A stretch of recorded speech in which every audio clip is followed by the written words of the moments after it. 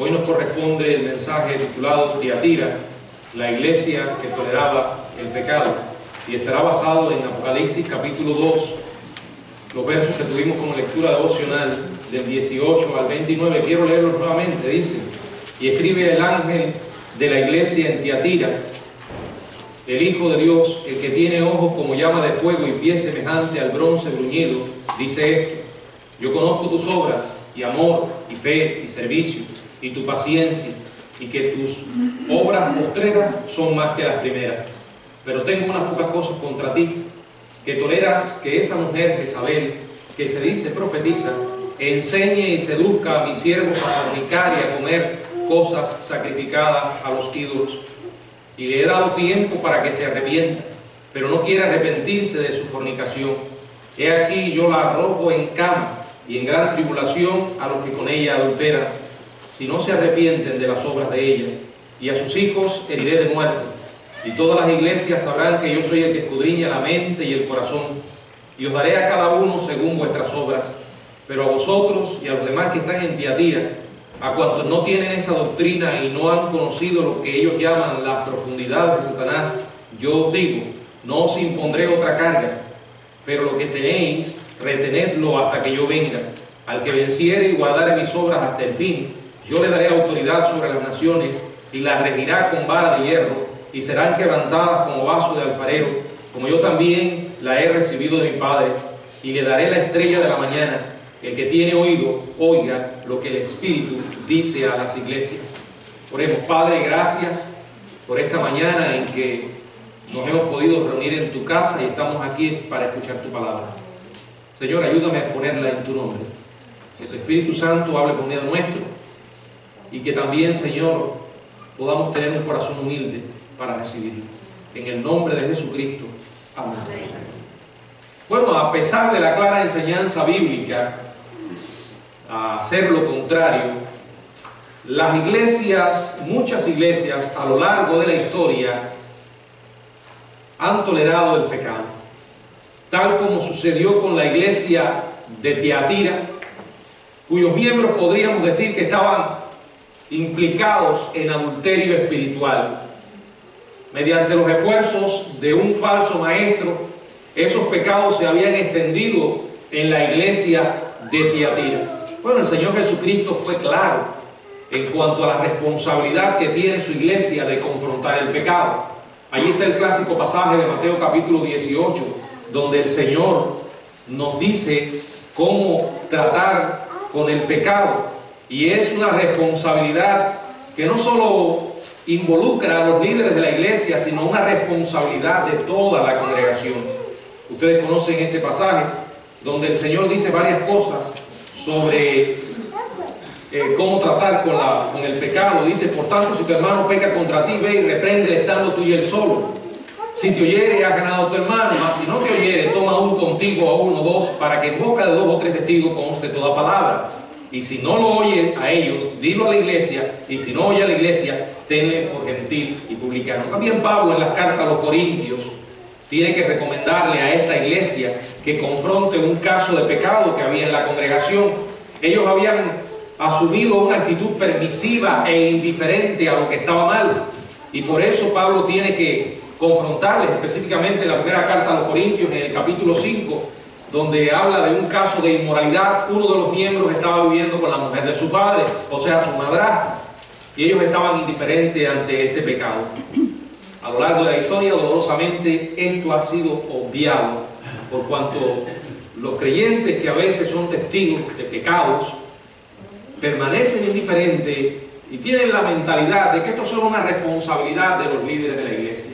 Mateo capítulo 18 es claro de los pasos que se deben dar con relación al pecado, y esto involucra desde casos de inmoralidad hasta problemas doctrinales, como vamos a ver en esta mañana con relación a esta iglesia que tenía de los dos. Porque una falsa enseñanza lleva a una conducta de desobediencia.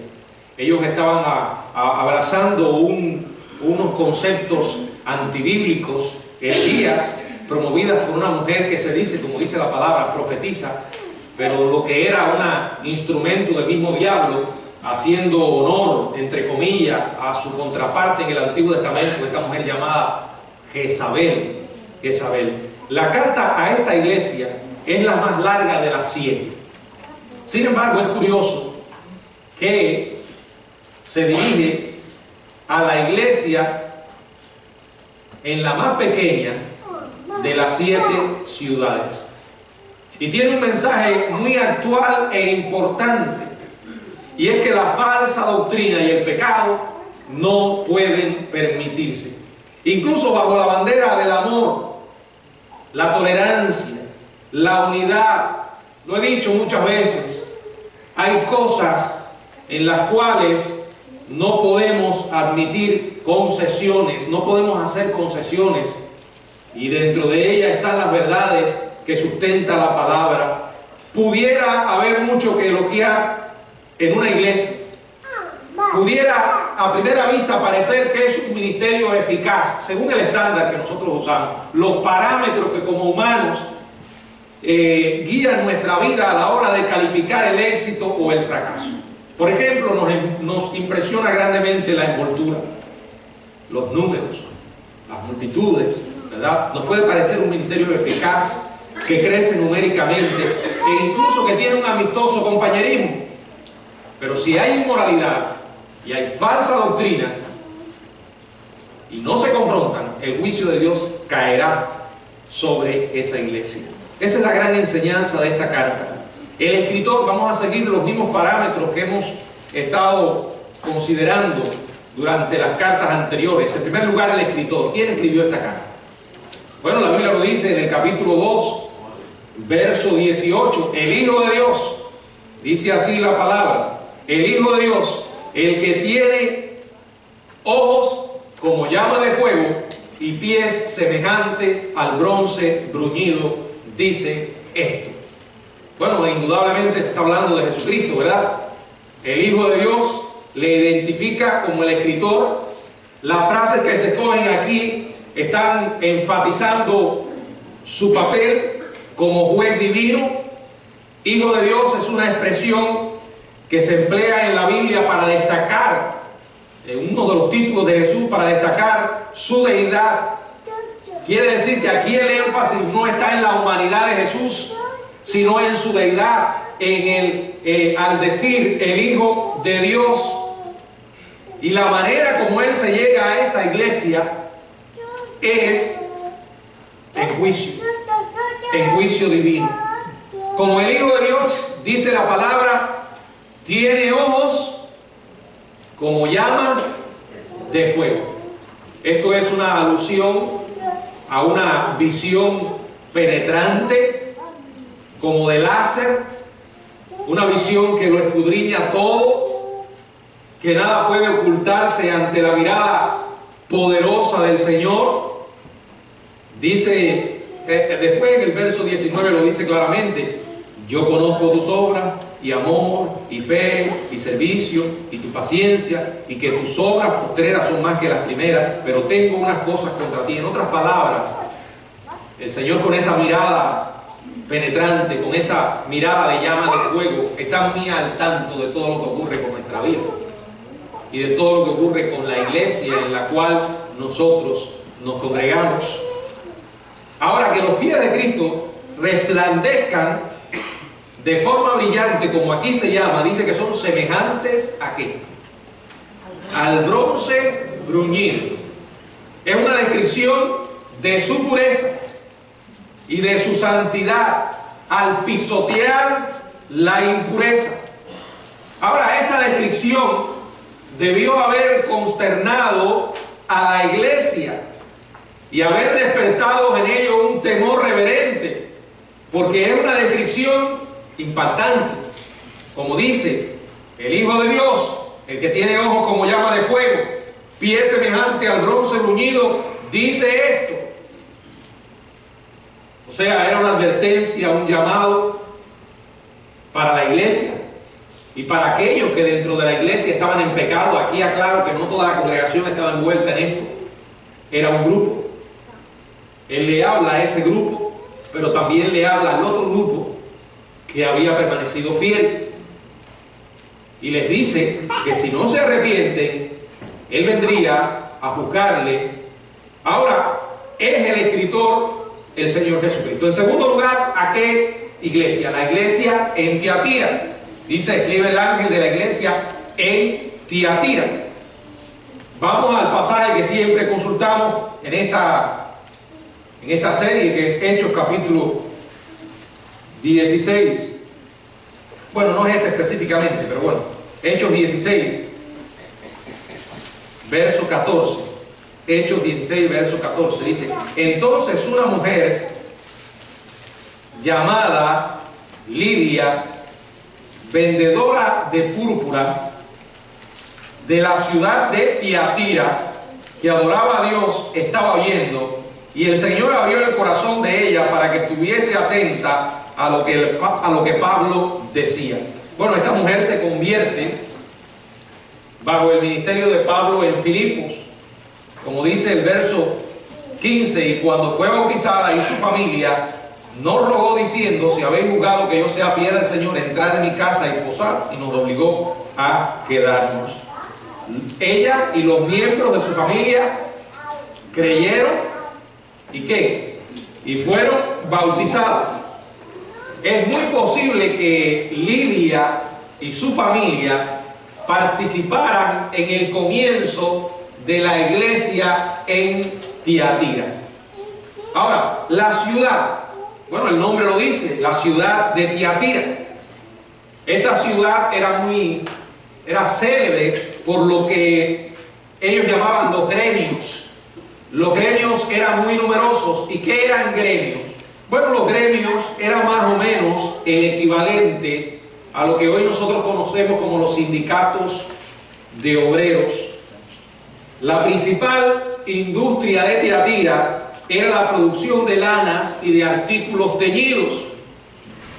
Pero inscripciones mencionan también gremios de trabajadores de lino, fabricantes de prendas exteriores, los que trabajaban el cuero, curtidores, alfareros, panaderos, comerciantes de esclavos, herreros que trabajaban el bronce. O sea, habían numerosos gremios obreros. Y es probable que Lidia representara su gremio en Filipos, como ya vimos en el pasaje que leímos en Hechos capítulo 16. Lo quiero leer nuevamente, verso 14. Entonces una mujer llamada Lidia, vendedora de púrpura de la ciudad de Tiatira. Ahora, ¿qué implicaciones traía la existencia de estos gremios? Bueno, no serían negativas si no fueran porque estos gremios, cada uno de ellos tenía una deidad patrona, y en cuyo honor se celebraban fiestas que terminaban con carnes sacrificadas a los ídolos e inmoralidad sexual. Y para mantener un trabajo o echar a andar un negocio, era necesario ser miembro de un gremio. O sea, vayan ubicándose en ese contexto y ya ustedes podrán advertir el peligro que se avecinaba sobre los cristianos, la hostilidad y las circunstancias tan adversas en las cuales ellos estaban viviendo su fe. Y esto es importante porque muchas veces los cristianos en estos tiempos actuales se ven en situaciones bien difíciles en su trabajo, situaciones que comprometen sus principios como cristianos y tienen que tomar decisiones. ¿Qué hacer? Bueno, la obediencia no es negociable. Y cuando la palabra de Dios nos enseña algo con toda claridad, que es la voluntad de Dios, ya sea que le agrade a que nosotros hagamos algo, que dejemos de hacer, tenemos que obedecer a Dios antes que a los hombres. Estos gremios, repito, tenían cada uno una deidad patrona a la que le hacían fiestas, se les sacrificaba carne y al final terminaban en inmoralidad sexual. Los cristianos estaban entonces enfrentando la disyuntiva de asistir a estas fiestas o posiblemente perder su trabajo. ¿Qué hacer? ¿Qué haríamos nosotros? Bueno, imagino que como en todas las situaciones, sobrarían aquellos que intenten racionalizar la conducta para presentarla lo menos pecaminosa posible. Bueno, el Señor entiende. ¿No han oído eso? Estamos bajo la gracia y el Señor no quiere que nos quedemos sin trabajo. Además, tengo que pagar los biles. No se trata de mí solamente, mi familia, ¿verdad? Parece muy justo el que uno haga concesiones, el que se comprometa, pero vamos a ver qué piensa el Señor al respecto. La forma en la que algunos en la iglesia de Tiatira estaban manejando la situación hizo que el Señor Jesús se preocupara mucho. O sea, no le agradaba, y por eso escribió esta carta. Pero como en las anteriores, el Señor comienza con un elogio. En el verso 19, ya lo habíamos leído, lo volvemos a examinar. El Señor estaba al tanto no solamente de lo negativo, sino también de lo positivo. Yo conozco tus obras, y amor, y fe, y servicio, y paciencia, y que tus obras postreras son más que las primeras. Sí, tiene razón aquellos que dicen, no, el Señor sabe. Sí, el Señor sabe. Pero el Señor es santo, y sabe más que todos nosotros, ¿verdad? Ahí está el elogio. Cristo les aseguró que Él estaba al tanto de lo que estaba pasando con sus vidas, que no había olvidado las obras que ellos estaban realizando, las cuales dividió en 4 categorías. En primer lugar, los creyentes en Tiatira estaban demostrando amor a Dios, amor unos por otros. Aunque ese amor al parecer era frágil porque no estaba fundamentado en una sólida y sana doctrina. En segundo lugar, Cristo los elogia por su fe, amor, fe. Fe se traduce mejor, fidelidad o lealtad. Los verdaderos cristianos en Tiatira eran responsables, confiables, constantes. Ya dije que no todos estaban envueltos en estos pecados. Había un grupo fiel, y probablemente cuando él menciona estas obras se estaba refiriendo a ellos. Los verdaderos cristianos en Tiatira eran responsables, confiables, constantes. Por la fe y el amor también dice que crecían en servicio y paciencia. Ellos estaban sirviendo de una manera activa, estaban perseverando pacientemente. Los cristianos de Tiatira no solo tenían esas virtudes, sino que también sus obras postreras eran más en número que las primeras. Su servicio constante y fiel se iba haciendo más fuerte. Ahí estaba el elogio. Después de elogiarle y de reconocer lo que ellos estaban haciendo como resultado de su fe, viene el reproche. Verso del 20 al 23. Pero tengo unas pocas cosas contra ti, que toleras que esa mujer Jezabel, que se dice profetiza, enseñe y seduzca a mis siervos a fornicar y a comer cosas sacrificadas a los ídolos. Y le he dado tiempo para que se arrepienta, pero no quiere arrepentirse de su fornicación. He aquí yo la arrojo en cama y en gran tribulación a los que con ella adulteran. Si no se arrepienten de las obras de ella, y a sus hijos seguiré de muerte, y todas las iglesias sabrán que yo soy el que escudriña la mente y el corazón, y os daré cada uno según vuestras obras. Generalmente en las iglesias hay 2 tipos de cristianos. Están los cristianos culturales y están los cristianos genuinos o bíblicos. Los cristianos culturales son aquellos que van comportándose según la cultura y el sistema de pensamiento que les rodea. Para ellos es más importante lo que el mundo pueda decir, para ellos es más importante sus propios beneficios que la honra de Cristo. Claro, cuando uno se pone a profundizar en muchos de estos cristianos culturales no hay verdaderamente una experiencia de conversión. Están los otros, los cristianos bíblicos, aquellos que lo que les importa es lo que Dios dice en la Biblia y están dispuestos a pagar el precio a pesar de que las circunstancias o las consecuencias sean severas, duras. En esta iglesia podríamos calificar también a los cristianos de esa misma forma. Habían algunos que estaban dejándose llevar por las circunstancias y por las enseñanzas de esta mujer, que ahorita vamos a explicar en qué consistían, y habían otros que estaban rechazando rotundamente esto. A pesar del elogio que recibieron, no todo andaba bien con la iglesia de Tiatira. La mirada del Señor, esa mirada penetrante, esa mirada que, como Él dice, ojos como llama de fuego, había reconocido que había un problema. Pero tengo unas pocas cosas contra ti. El Señor estaba al tanto. Y digo lo que dije ya, como mismo está al tanto de todo lo que pasa con nuestra vida. No hay lugar donde podamos escondernos de la presencia de Dios. Es una actitud infantil e inmadura pensar que de Dios podemos escapar. El Salmo 139 lo reafirma una y otra vez. A donde quiera que vaya, ahí está el Señor. Y el temor a Dios es vivir consciente de su presencia en todo lugar. Creo que si esa fuera nuestra actitud en toda nuestra vida, en cada momento, de manera constante, nuestras decisiones serían diferentes. Porque entonces estaríamos conscientes, el Señor está viendo todo lo que yo hago. ¿Y qué piensa el Señor al respecto? Le dice, yo tengo algunas cosas contra ti. La acusación es, la vuelvo a leer en el verso 20, que toleras que esa mujer, Jezabel, que se dice profetiza, enseñe y seduzca a mis siervos a fornicar y a comer cosas sacrificadas a los ídolos. Ellos toleraban a una mujer llamada Jezabel, que se dice, o sea, es una falsa profetisa, como la infame esposa del rey Acab.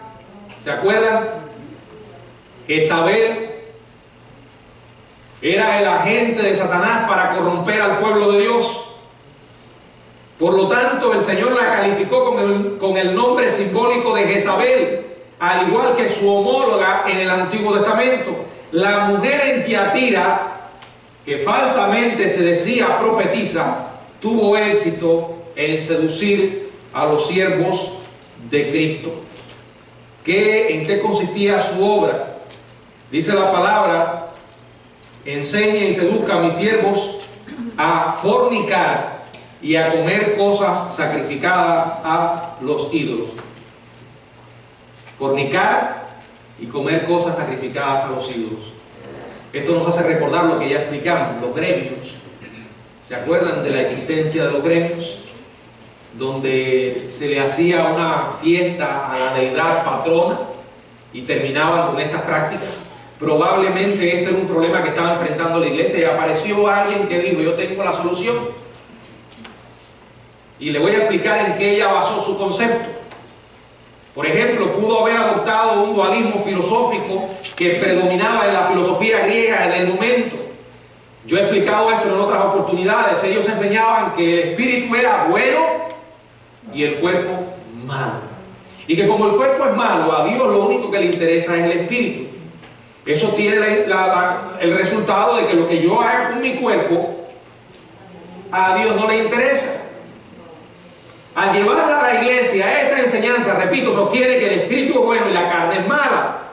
Y como Dios solo está interesado en el espíritu, según planteaban los propulsores de esta herejía, no importaba lo que yo hiciera con mi cuerpo. Yo he dicho en otras oportunidades, bueno, la Biblia es un libro que nunca pierde vigencia. Y esa es una de las cosas tan extraordinarias que yo veo en este maravilloso libro de Dios. Nunca pierde vigencia. Su mensaje siempre es de actualidad. Está llena de mandamientos que con toda claridad nos enseñan cómo debemos actuar en situaciones difíciles, y está llena de principios que, aunque con claridad no hablen de un tema, sí son aplicables a muchas situaciones en las cuales nos vemos y en las que no sabemos qué hacer. Si usted recuerda esos principios es porque el Espíritu Santo los ha traído a su mente y a su corazón para que pueda tomar una decisión de acuerdo a eso. Ahora, esto parece muy interesante y de hecho era algo seductor, sobre todo para los cristianos que no sabían ni papa de lo que habían creído. Y como Dios está interesado, decía yo, solo en el espíritu, lo que yo haga con el cuerpo a Él no le interesa. De esta manera, según Jezabel, no importaba que los cristianos se metieran en esas fiestas, fueran a comer lo que se sacrificara a los ídolos y terminaran en fornicación. Pero Dios estaba mirando eso como pecado. ¿Por qué? Porque Dios lo que quiere lo ha revelado. Y lo que Dios llama pecado, nosotros no tenemos ningún derecho a cambiarle el nombre. No importa lo que diga la cultura. No importa lo que diga la sociedad humana. Si Dios llama a algo pecado, nosotros no podemos cambiarle el nombre. Y les voy a decir algo. Si usted ha estudiado la Biblia, coincidirá conmigo en la realidad de que aquellas cosas que Dios quiere que nosotros obedezcamos están bien claritas en la Biblia. Lo único que tiene que hacer es buscar una Biblia que tenga una concordancia y buscar la palabra que usted quiere saber en la Biblia y busque todos los versículos que hablan sobre el tema y se va a dar cuenta que cuando Dios quiere enfatizar algo, lo va a reiterar una y otra vez. Lo va a enfatizar una y otra vez. Les voy a poner un ejemplo y aquí hago un paréntesis. Ahí está el tema famoso que algunos cristianos siempre están debatiendo. Claro, para mí eso no es fuente de debate porque yo tengo ya una decisión bien clara sobre eso. Y si alguien me pregunta, creo que un cristiano debe siempre practicar la abstinencia en cuanto al vino o las bebidas. Es lo más saludable. Pero no le puedo decir a las personas que tomar un poco de vino la Biblia lo condena. Ahora sí le puedo decir con toda autoridad que las borracheras sí las condenan.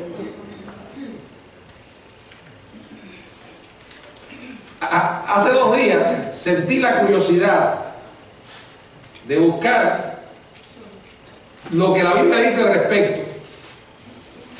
Y un pequeño ejemplo, si pueden mirar. Si miran esta tapa de mi Biblia, todo esto está lleno de versículos. Son versículos que condenan la borrachera. Y están alrededor de Proverbios capítulo 23, desde el 29 al 34, al 35. No lo busquen, no estamos hablando de borrachera, solamente les estoy poniendo un ejemplo. Que las cosas que Dios quiere que nosotros obedezcamos son bien claras en la Biblia. Ahora, si tú sabes que te vas a volver un alcohólico dándote esas licencias de vez en cuando un poco de vino o tomándote una cerveza, atente. ¿Por qué yo llegué a eso? Porque soy hijo de un padre alcohólico. Y sé que mi padre no se volvió alcohólico de la noche a la mañana. Y no seguí el camino de él porque conocía el Evangelio, sino porque ustedes saben que hay cierta predisposición genética cuando usted es hijo de alcohólico a ser alcohólico, pero eso no me convierte en alcohólico. Un día conocí a Cristo y él cambió mi vida. Eso es solo un ejemplo, hermanos.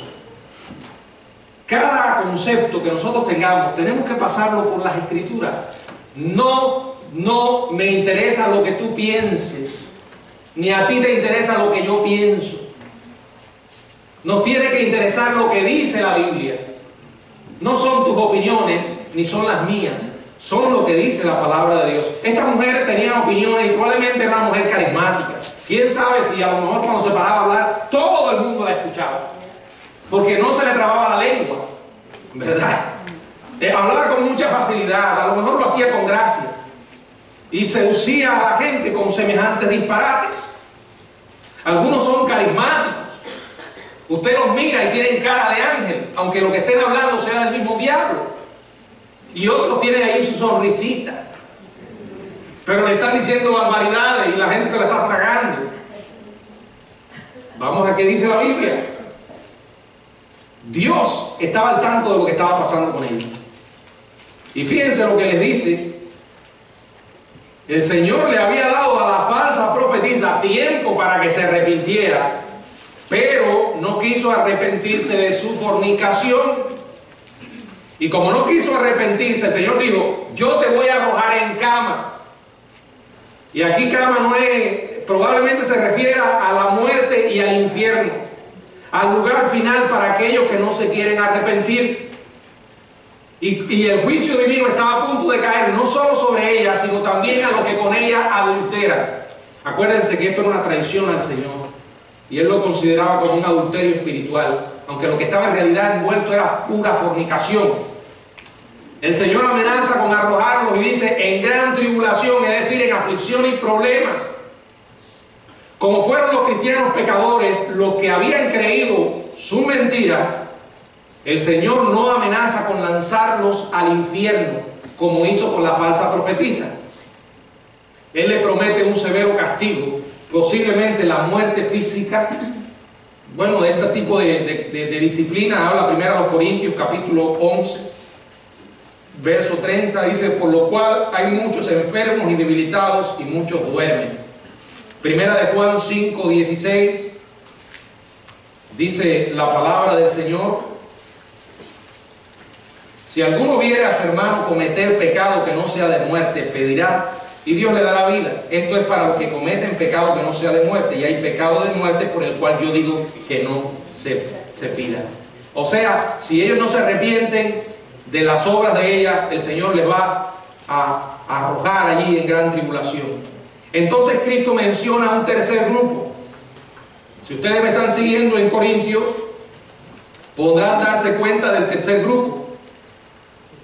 Aquellos que iban a experimentar también el juicio divino. Le dice: a sus hijos heriré de muerte. ¿Qué eran sus hijos? No está hablando de hijos físicos. Está hablando de los hijos espirituales de esta mujer.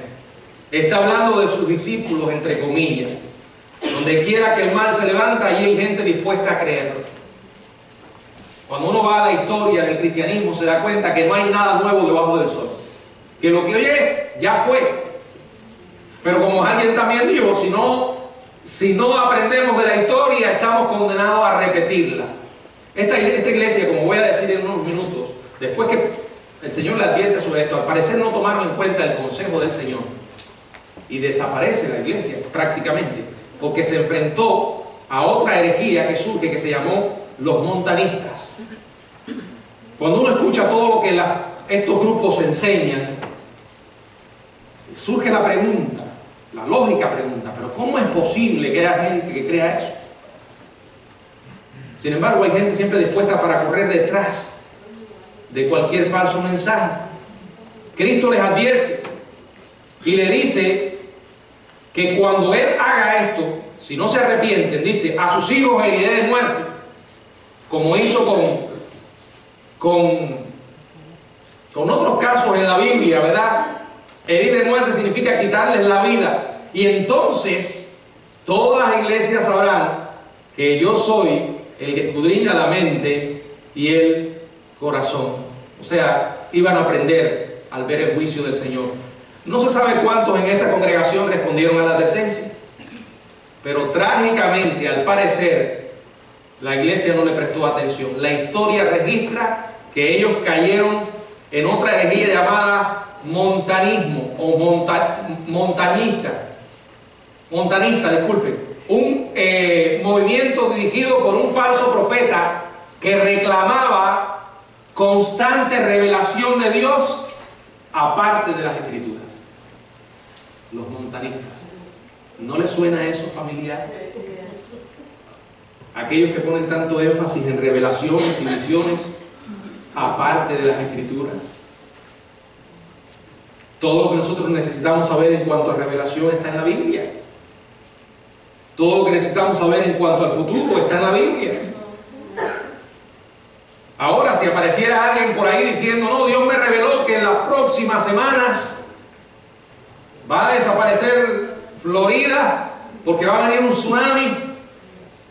Yo no soy profeta ni hijo de profeta, así que en ese sentido soy profeta por cuanto hablo la palabra de Dios, pero no en el sentido predictivo. Ahora, si yo me atrevo a decir eso, tiene que cumplirse. Y si no se cumple, estoy siendo declarado un falso profeta. Ahora, hay que tener muchísimo cuidado. Me llama la atención cómo hay gente que está dispuesta a creerse los cuentos que otros vengan y le digan, y no las verdades que están reveladas en la Biblia. Yo pienso que les queda algo del viejo hombre, en el que uno siente cierta curiosidad por lo desconocido o lo prohibido, que hace que alguna gente vaya a ver a un espiritista o a alguien que le tire las cartas o le lea las manos. Y ahora en estos tiempos que te pueden dar un especial, van allí y la persona le dice cualquier tontería y la gente sale y se lo cree. Sin embargo, son incapaces de abrir la Biblia y leer lo que Dios ya ha revelado. Ahora, esto se sigue trayendo hoy en día, de tal manera que algunos se declaran profetas de Dios, metiéndose en cosas que no les importan y que puede traer consecuencias.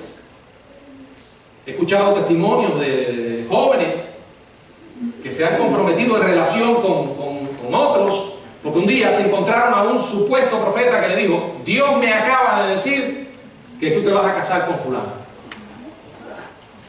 Y ellos, como quieren hacer lo que Dios le ha dicho, se casan con fulano para entonces embarcarse con fulano, porque un profeta le dijo.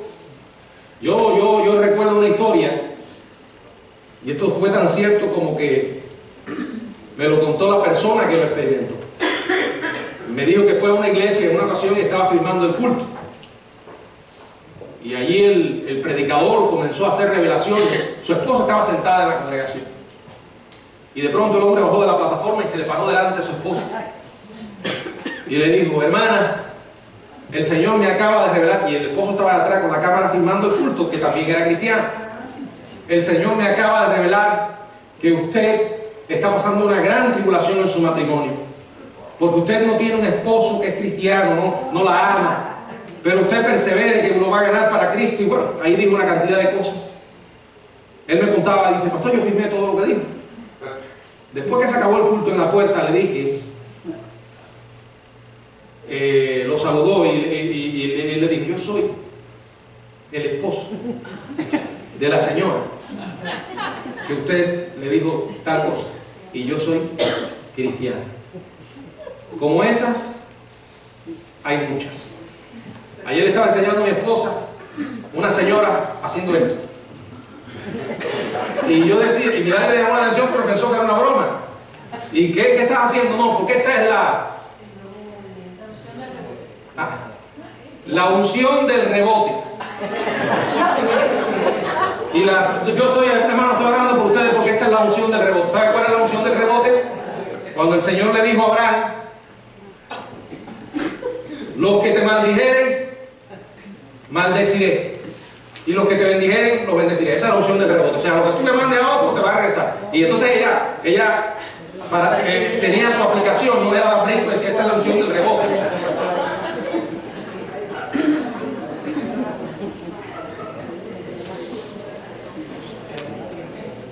Dios es claro, hermanos, y nos ha dado su palabra, y Él nos advierte que debemos dejarnos guiar por ella. Dice: os daré a cada uno según vuestras obras. La Biblia dice: por su fruto los conoceréis. Y el Señor es juez justo, y su justicia resplandece.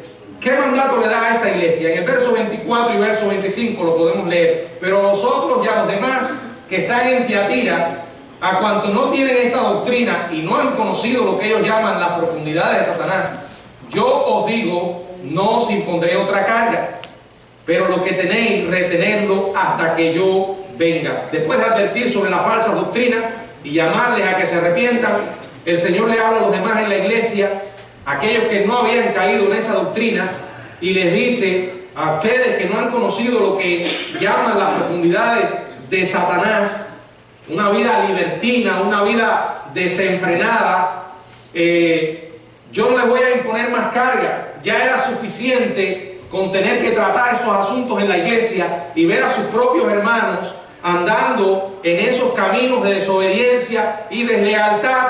Por eso les llama a confiar en Jesucristo y les dice: pero lo que tenéis, reténlo hasta que yo venga. Es un llamado a la perseverancia. ¿Qué tienes? Una experiencia con el Señor Jesucristo, una experiencia que cambió tu vida radicalmente, una experiencia que te inició en el camino de la fe. ¿Qué tienes? Su santa palabra de Dios, que es inmutable, es suficiente, que nos habla en todo lo que necesitamos conocer sobre su voluntad. ¿Qué tienes? El Espíritu Santo, la oración. Los tiempos cambian, pero la Biblia no cambia. Y cuidado con aquellas innovaciones que vienen con el propósito de agregarle a la palabra. Él dice: persevera. Lo que tienes, reténlo hasta que yo venga. Si eres un hijo de Dios, lo vas a retener. No importa lo que otros hagan. ¿Y cuál es el consejo? verso del 26 al 29. El que venciere y guardare mis obras hasta el fin, yo le daré autoridad sobre las naciones y las regirá con vara de hierro y serán quebradas como vaso de alfarero. Como yo también la he recibido de mi Padre y le daré la estrella de la mañana. El que tiene oído, oiga lo que el Espíritu dice a las iglesias. Al que venciere, ¿quién vencerá? Bueno, 1 Juan 5:5. Todo cristiano es un vencedor. Y guarde las obras hasta el fin. Le promete dos cosas. Dice que le va a dar autoridad sobre las naciones y las regirá con vara de hierro. Y ellas serán quebradas como vaso de alfarero. O sea, los que siguen siendo fieles a Cristo, a pesar de ser golpeados y despreciados en esta vida, van a gobernar en su reino terrenal. Van a ejercer autoridad, gobernando con vara de hierro, como dice Apocalipsis. Las naciones en el milenio que se rebelen contra el gobierno de Cristo y amenacen a su pueblo, serán destruidas. Esas personas que reinarán con Él, protegerán a su pueblo y fomentarán santidad y rectitud. Él delegará autoridad, dice, como yo he recibido la autoridad de mi Padre. También les prometió darle a aquellos fieles seguidores la estrella de la mañana. ¿Qué es la estrella de la mañana? Bueno, la estrella de la mañana es un título que Él asume a sí mismo. En Apocalipsis capítulo 22, verso 16, dice la Biblia: yo, Jesús, he enviado a mi ángel para dar testimonio de estas cosas en las iglesias. Yo soy la raíz y el linaje de David, la estrella resplandeciente de la mañana. O sea, Cristo se va a dar a los cristianos en toda plenitud. Y entonces será realidad lo que dijo Pablo: ahora conozco en parte, pero entonces conoceré como fui conocido. Cuando dice la estrella de la mañana es: yo me voy a dar a ustedes en toda plenitud. Ustedes van a gozar de una comunión profunda y amplia conmigo, con el Padre, en el cielo. Todo aquello que hemos estado anhelando siempre que hemos andado en esta tierra, cuando estemos con Él, estaremos gozando de ello. Y termina con las palabras que siempre se repiten en estas cartas y en los evangelios: el que tiene oído, oiga lo que el Espíritu dice a las iglesias. Si tienes la capacidad para entender esto, es porque Dios te ha iluminado. Y si Dios te ha iluminado, tu responsabilidad es obedecer. Bueno, hasta aquí hemos estado considerando lo que Jesús hará como juez ante la presencia del pecado. Pero hay una parte de la historia que probablemente usted ha escuchado y sin embargo no conozca a profundidad. Esa es la parte más importante de todo esto, en realidad, para aquel que no conoce a Jesucristo. Porque esta segunda parte del Señor que viene como juez es muy importante para toda la iglesia. Pero aquel que viene como juez ya vino como siervo. Y los evangelios registran la historia de Cristo cumpliendo lo que dice la palabra en Filipenses capítulo 2, haciéndose obediente hasta la muerte, tomando forma de siervo, haciéndose obediente hasta la muerte y muerte de cruz. Él vino a morir por los pecados de la humanidad, para ofrecer esperanza y vida eterna. El hombre tiene que hacer dos cosas: arrepentirse y creer. Eso es lo que los cristianos llamamos conversión.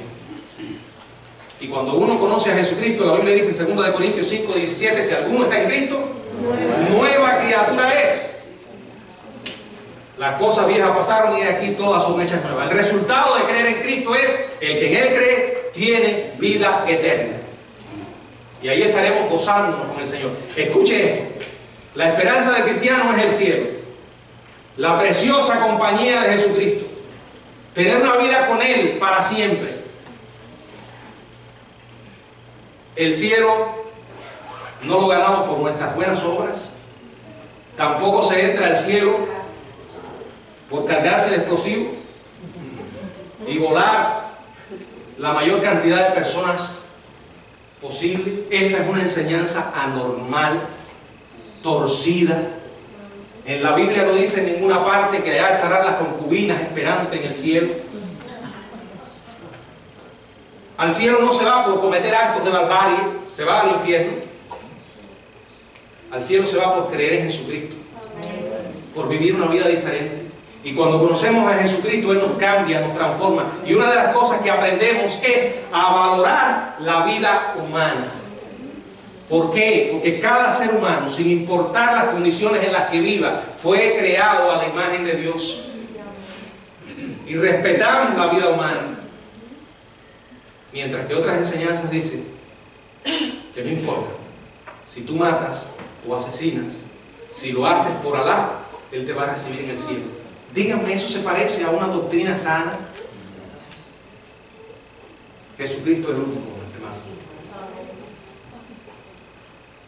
Él reina en los corazones de los hombres muriendo en una cruz. ¿Conoces tú a Jesús? ¿Es el Señor de tu vida? ¿Quieres tú tener esa esperanza? No sé si habrá alguien en esta tarde aquí que aún no haya recibido a Cristo como su Salvador. Me gustaría invitarle a que lo haga. ¿Te gustaría recibir a Cristo, creer en Él? Él murió por tus pecados. Él vino a salvarte. Y por eso hablamos de una vida de santidad, porque cuando conocemos a Cristo, nuestra vida no puede seguir siendo igual. Tiene que ser una vida diferente, transformada, porque esa es la manera en que la gente va a ver que vale la pena seguir a Jesús. Si tú no tienes a Cristo, recíbelo en tu corazón. Que el Señor los bendiga.